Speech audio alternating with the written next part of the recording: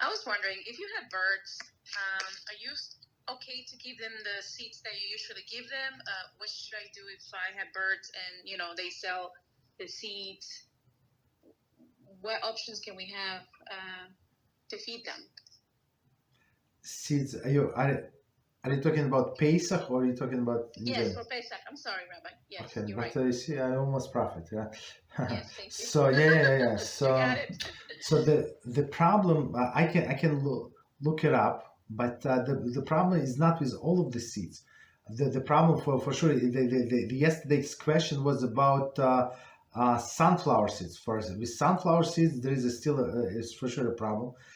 There is a problem with mustard seeds and few other seeds that we can check, but the problem is not all of the seeds. It's just some of them. So maybe if I can get a list of all of the seeds, and the seeds is not, it's kitniyot.